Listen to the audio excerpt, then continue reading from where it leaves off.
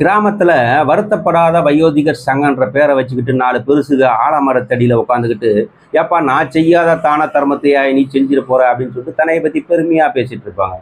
உண்மையிலே தானம்னா என்ன, தர்மம்னா என்னன்னு பார்க்கும்போது, தானம்னா பிரதிபலனை எதிர்பார்த்து செய்யறது தானம். இப்போ ஒரு பொருளை நாம ஒருத்தருக்கு தரோம் அப்படின்னா, அவர்கள் மூலயமா இன்னொரு பொருளை நம்ம எதிர்பார்த்து அதை செய்யும் போது அதற்கு பேர் தானம் அப்படின்னு சொல்லலாம். இன்னும் சிம்பிளா சொல்லணும் அப்படின்னா, நம்ம வீட்டுல நான்வெஜ் பண்ணாங்க அப்படின்னா பக்கத்து வீட்டுக்காரங்க நம்ம கொஞ்சம் தருவோம். ஏன்னா அவர்கள் வீட்டில் செய்யும் போது நமக்கு தருவாங்கன்ற எண்ணத்தோடு செய்யும் போது அதற்கு பேரு தானம். தர்மம் அப்படின்னா எந்த ஒரு பிரதிபலனும் எதிர்பார்க்காம செய்யுது. யாருன்னே தெரியாத தன்னை நாடி வந்த மக்களுக்கு வயிறார சோறு போட்டாங்க பாரு, கலியுக கர்ணன் சொல்லக்கூடிய புரட்சி தலைவர் எம்ஜிஆரும் புரட்சி கலைஞர் கேப்டன் விஜயகாந்தும் செய்தது தர்மம். ஏன்னா எந்த ஒரு எதிர்பார்ப்பும் இல்லாம தன்னை நாடி வந்த மக்களுக்கு அவர்கள் வயிறார சோறு போட்டதுனால அதை நம்ம தர்மம் அப்படின்னு சொல்லலாம். அவங்கள கலியுக கர்ணன் கூட சொல்ல முடியாது, அதற்கு மேலானவர்கள் அப்படின்னு சொல்லலாம். ஏன்னா கர்ணன் பொண்ணும் பொருளும் தான் வாரி கொடுத்தாராம், அச்சோறு போடலையா புராணம் சொல்லுது.